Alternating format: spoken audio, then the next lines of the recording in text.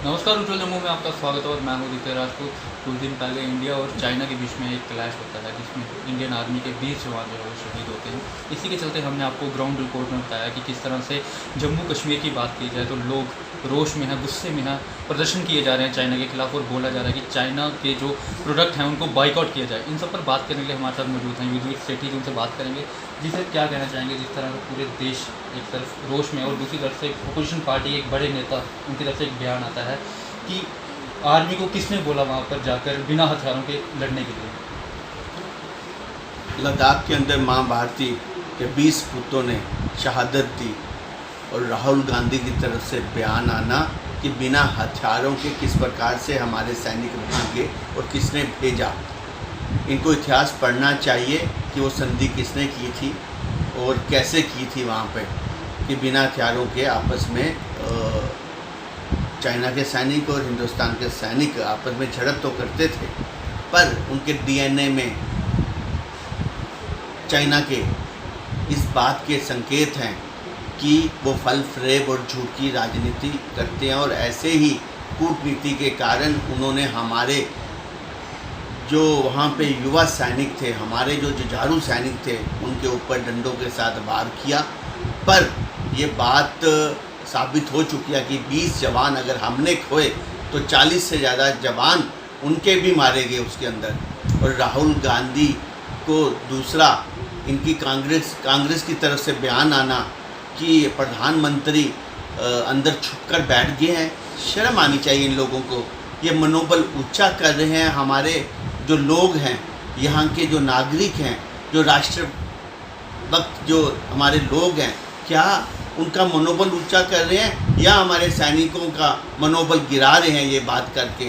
क्या opposition party के 75 सालों तक इस पार्टी ने जो राज किया हिंदुस्तान के ऊपर, उसके मुखिया राहुल गांधी के बारे में अगर आप कंपैरिजन करें नरेंद्र भाई मोदी जी के साथ, तो मेरे को लगता है कि लोग भी हंसते हंसते मजाक में लेते हैं राहुल गांधी को। और ये ट्विटर के साथ खेलना अब इनको बंद करना चाहिए और सुलझे हुए व्यक्ति की तरह अपोजिशन की भूमिका में आना चाहिए। ये जो मसला है ये राजनीति का नहीं है, ये कोई इलेक्शन का समय नहीं है, ये हमारे देश की सीमाओं की मजबूती का समय है। एक तरफ तो दुश्मन हमारे सरहदों पर खड़ा है चाइना, और दूसरी तरफ पाकिस्तान, और राहुल गांधी को मजाक सूझ रहा है। आज भी इनको सुधर जाना चाहिए और एकजुट होकर, ऐसा प्रधानमंत्री ज़िंदगी में हिंदुस्तान को ना मिला है ना मिलेगा। ऐसा परिपक्व राजनीतिज्ञ जिसने कोविड की महामारी में भी पूरे विश्व भर में एक नाम कमाया। आज भी हिंदुस्तान की जितनी जनसंख्या है उसकी अगर तुलना हम करें, हमने कोविड में कितना कम नुकसान पाया यहाँ पर, अगर इसका श्रेय जाता है तो प्रधानमंत्री को जाता है। राहुल गांधी को ऐसी बात करनी चाहिए जिस खानदान से वो है। मैं तो कहता हूँ कि नेहरू से लेकर आज तक इन्होंने इस देश का बंटवारा करने का काम किया और ये वही बयान देने में रुचि रखते हैं। इनके डीएनए में भी, इनके खून में भी वही कण कण भरे पड़े हैं, जिससे कि ये ऐसा बयान देंगे जब भी देंगे जिससे हमारा देश कमज़ोर होने के कगार पे खड़ा कर देंगे। जब पाकिस्तान में सर्जिकल स्ट्राइक हुई थी तब भी ये सबूत मांग रहे थे हमारे फौजी भाइयों के, क्या उन्होंने सर्जिकल स्ट्राइक की वहाँ या नहीं की। शुक्र है राहुल गांधी ने ट्वीट करके ये नहीं पूछा कि चाइना के 40 सैनिक वहाँ पे मारे गए हैं या नहीं मारे गए। ये भगवान का शुक्र है, नहीं तो ये भी क्वेश्चन पुट करते हुए इनको 1 मिनट नहीं लगना था। सर, देखा गया कि पूरे देश भर में प्रोटेस्ट हो और सभी लोगों का ये कहना है कि चाइनीज़ आइटमों को जो है बाइकआउट किया जाए। तो चाहे वो सोशल मीडिया के माध्यम से हो, चाहे वो ट्विटर के माध्यम से हो, सबका ये कहना है कि चाइनीज़ आइटमों को जो है बाइकआउट किया जाए। तो क्या गवर्नमेंट इसके बारे में कुछ करेगी, बाइकआउट किया जाएगा? लगभग 464 करोड़ रुपए का जो टेंडर था, आज ही आप लोगों ने मीडिया के माध्यम से देखा होगा, हिंदुस्तान की सरकार ने उसको कैंसिल किया। और दूसरा, आर्थिक दृष्टि के तौर पर चाइना कमज़ोर हो चुका है। यही कारण है वो अलग अलग देशों के बॉर्डर जो हैं उनके ऊपर वो पंगे ले रहा है। और मैं आपको ये कहना चाहता हूँ कि आने वाले समय में जिस प्रकार से जो देश हैं कोविड की मार सहन कर रहे हैं, उन्होंने बाइकआउट कर दिया है चाइना के अंदर। जो वहाँ पे कंपनीज हैं उन्होंने अलग अलग देशों के अंदर वो ऑफिस शिफ्ट कर लिए हैं। आर्थिक तौर से इतनी मंदी आएगी चाइना के अंदर, और इस समय में अगर बॉर्डर के ऊपर हमारा सैनिक लड़ रहा है, जांबाज सैनिक लड़ रहा है, तो एज ए राष्ट्रवादी नागरिक के नाते उस देश का सामान ना खरीदने का हमें कोई हक है, ना बेचने का हमें हक है। हम लोगों ने 133 करोड़ के ऊपर जो जनता है हमारी, अगर उन्होंने फैसला कर लिया कि हम लोग चाइना का माल का बहिष्कार करेंगे, तो आप सोचें आर्थिक तौर से हम कितने मजबूत हो जाएंगे। वैसे भी कुछ दिन पहले हमारे प्रधानमंत्री ने बोला है कि हम लोगों ने आत्मनिर्भर होना है, हम लोगों ने अपने यहाँ पे उत्पादन, लघु उद्योग, छोटे छोटे कारखाने लगाकर अपना माल खरीदना है, अपने माल का उपयोग करना है।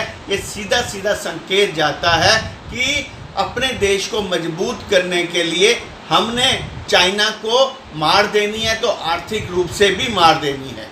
सर ये पे बात की जाए SRO 202 की, तो काफ़ी धरना प्रदर्शन हो गया। स्टूडेंट्स की बात की जाए, काफ़ी धरना प्रदर्शन किया, लेकिन अब जो है SRO 202 को रिवोक किया गया है। लेकिन अभी भी युवा कहीं ना कहीं खुश नहीं है, क्योंकि जो न्यू प्रोफेशन पॉलिसी जो है निकाली गई है, उसके युवा कहीं ना कहीं खुश नहीं है। उनका कहना है कि SRO 202 का ही दूसरा रूप है।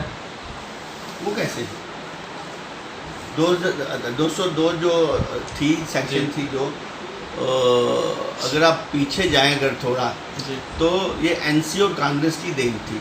उनके कैबिनेट में फैसला होता है, ठीक है, ये बाद में जब लागू हुआ, पर आपने देखा होगा हाउस के अंदर, असेंबली के हाउस के अंदर हमारे जितने भी MLA MLC थे वो इसका विरोध करते थे, और हम लोग भी इसका विरोध करते थे। PDP के कारण ये कहीं ना कहीं लगी, और अब तो जो भी आगे नौकरी लगेंगी उसमें तो SRO 202 को मिलेंगी, पूरी की पूरी तनख्वाह मिलेगी, 1 जुलाई से लागू हो जाएगा। ऐसा कुछ भी नहीं है। फिर गुमराह कर रही अपोजिशन, जिन अपोजिशन ने इसको लाया था, पहले कैबिनेट में पास किया था, देन तो उनकी थी। ये तो भारतीय जनता पार्टी है, जो हर मुद्दे के साथ, जो यहाँ के युवाओं, किसानों, महिलाओं या यहाँ के लोगों के साथ जुड़ा होता है, उसको कहीं ना कहीं उसके लिए लड़ने का काम भारतीय जनता पार्टी करती है। और आज अगर जिस प्रकार से नरेंद्र भाई मोदी जी और यहाँ के LG ने इस मुद्दे को ख़त्म किया है, और आने वाले समय में ऐसा नया जो शक शुबा जो युवाओं के अंदर वो पैदा कर रही है अपोजिशन, ये सबसे गलत है। मैं मीडिया के माध्यम से कहना चाहता हूँ कि जो भी नौकरी मिलेगी यहाँ के युवाओं को, वो परमानेंट मिलेगी और पूरी सैलरी के साथ मिलेगी। और जो पिछली भी थी उसका भी पीरियड 5 साल से 2 साल कर दिया, और मेरे को लगता है कि 2 साल के अंदर जितने भी हमारे युवा आते थे, जिनको नौकरी मिलती थी, वो सब उसके अंदर कवर हो जाएंगे। सर 2 साल की जो है जॉब लगेगी, उसके बाद अगर उनको काम अच्छा लगता है तो उनको एक्सटेंड करके 5 साल की लगा दिया जाएगा। नहीं, ऐसा नहीं है। 2005 साल का काम ही खत्म हो गया। 2 साल की जॉब लगेगी, उसके बाद 5 साल के लिए एक्सटेंड कर दिया जाएगा। लेकिन अगर उनका काम अच्छा नहीं, मैं कह रहा हूँ सैलरी काफ़ी कम होगी, ऐसा नहीं, पूरी सैलरी मिलेगी, सबको मिलती है, कोई ऐसा कुछ नहीं है।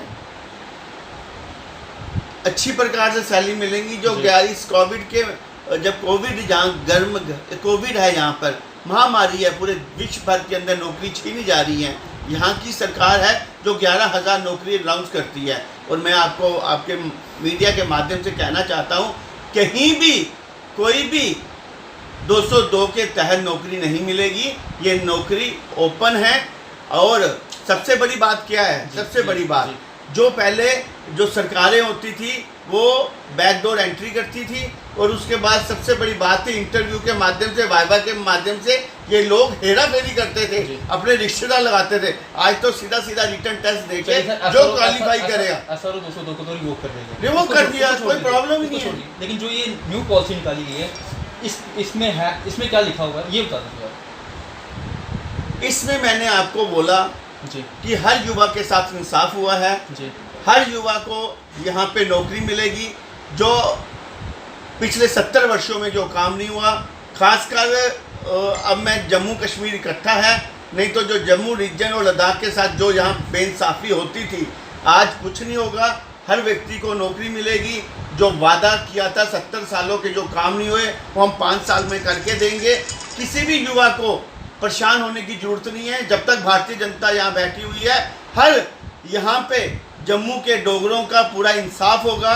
कोई भी व्यक्ति यहाँ पे नाराज नहीं होगा, दुखी नहीं होगा। कश्मीर के लोगों का भी पूरा ध्यान रखा जाएगा। जो भेदभाव की जो पॉलिसी थी, जो परिवारवाद की राजनीति थी, वो ख़त्म हो चुकी है। ये जो यहाँ पे सरकार बनी है, एलजी की जो सरकार हम कह सकते हैं, ये लोगों की है। लोगों द्वारा जिस दिन चुनी हुई सरकार भी अगर यहाँ पे आएगी, वो भी जम्मू कश्मीर के हर मुद्दे को देखेगी। और जिस प्रकार से पिछले 3 वर्षों में हुकूमत रही यहाँ पर, जिस प्रकार से यहाँ पे जितने प्रोजेक्ट भारतीय जनता पार्टी लेके आई, उससे 4 गुना कार्य यहाँ पे करेगी। अब बेफिक्र हैं आप लोग। और जम्मू कश्मीर को अग्रिम पंक्ति में हम पूरी स्टेट के अंदर लेके, पूरे देश जितने भी हमारा देश है उसके अंदर, चाहे यूटी हैं, स्टेट्स हैं, सबसे अव्वल नंबर पर जम्मू कश्मीर होगा। यहाँ नौकरी होंगी, यहाँ हर एक व्यक्ति के साथ इंसाफ किया जाएगा। कोई भी व्यक्ति यहाँ ना भूखा सोएगा, ना बिना छत के रहेगा। ये पक्की बात है। नरेंद्र भाई मोदी जी की जो स्कीमें थी, जो यहाँ धरातल पर नहीं लाई जाती थी, एक एक स्कीम लाकर हर गरीब व्यक्ति का हम लोग भला करेंगे। धर्म जाति से ऊपर उठकर हम भारतीय जनता पार्टी के लोग काम करेंगे। जिस तरह से बताया जा रहा है कि अगर किसी की जॉब लगते 2 साल या 5 साल के बाद उसको सस्पेंड भी किया जा सकता है। और भाई सस्पेंड किसी को नहीं किया जा सकता। परमानेंट जॉब है, सस्पेंड कैसे होगा? अगर किया जाता है, जिस तरह से अगर किसी की जॉब किया ही नहीं जाएगा, कैसे किया जाता है? मैंने कहा किया ही नहीं जाता, सस्पेंड किया ही नहीं जाएगा। ऐसा है ही कुछ नहीं, है ही कुछ नहीं है। आप इंटरव्यू दीजिए, 11,000 नौकरी लगी है, फॉर्म भरे ना नोमिसाइल के अंदर, आप दीजिए नौकरी। अगर कोई व्यक्ति अगर निकल जाएगा, किसको निकाल दिया जाएगा, मैं आपको 100% कहता हूँ, ये अपोजिशन की साजिश है। आप इन बातों में मत आएं। भारतीय जनता पार्टी ने पक्का काम किया है। यहाँ के जो लोग हैं, यहाँ के युवा हैं, निश्चित रहें किसी को नौकरी से नहीं निकाला जाएगा। जो 11,000 नौकरी में लगेंगी, जो रिटर्न टेस्ट पास करेगा बिना किसी हेरा फेरी के, उसको उसकी काबिलियत के हिसाब से उसको नौकरी मिलेगी और सारी उम्र वो नौकरी करेगा और अपने बच्चे पालेगा। पिछली सरकारों की तरह 500-1500 की नौकरी देके सिर्फ अपने जलसों जुलूसों की शान शौकत बढ़ाने के लिए नौकरी देके बेवकूफ़ बनाने का काम अब नहीं होगा। अब जो भी नौकरी दी जाएगी परमानेंट दी जाएगी और अपने पैरों पे खड़े होने के लिए दी जाएगी। आप इंटरव्यू दे के तो देखो एक बार। सर SR 202 को रिवोक करने में बीजेपी की जीत है या रिवोक? मैं तो कह रहा हूँ युवा के साथ भारतीय जनता पार्टी खड़ी है। और सुबह 12 बजे ही आपने अगर मेरा इंटरव्यू देखा होगा, हमने बोला था इंसाफ होगा और जल्द होगा। जल्द भारतीय जनता पार्टी कदम लेगी। डॉक्टर जितेंद्र सिंह जी ने भी वहाँ से इशारा किया हुआ था। यहाँ के हमारे अध्यक्ष रविंद्र रैना जी ने भी बोला। और 12 बजे उस दिन मैंने भी सुबह बोला कि आज शब्द तो नहीं लिया मैंने, पर मैंने बोला कि जल्द भारतीय जनता पार्टी 202 हटाएगी। और मैं आपको एक बात ये ज़रूर कहना चाहता हूँ आपके चैनल के माध्यम से कि हम कभी भी कोई ऐसा डिसीज़न नहीं लेते जो यहाँ के लोगों के खिलाफ हो। अगर 202 गया है तो ये भारतीय जनता पार्टी की, नरेंद्र भाई मोदी जी और यहाँ के एलजी की बहुत बड़ी जीत है। हम युवाओं के साथ खड़े हैं। हम खुद युवा हैं और युवा के अंदर नया रक्त, नया संचार कैसे हो, नई ऊर्जा कैसे है 370 के बाद। हम हर एक फैसला वो करेंगे जो यहाँ के लोगों के हित में होगा। कोई फैसला यहाँ के लोगों के हित के बिना नहीं करेंगे। जी सर, बहुत बहुत शुक्रिया बात करेंगे। तो ये थे हमारे साथ योगी सेठी जी, जिनके साथ आज हमने कई मुद्दों को लेकर बात की। तो अगले अपडेट के लिए जुड़े रहें उज्ज्वल जम्मू के साथ। धन्यवाद।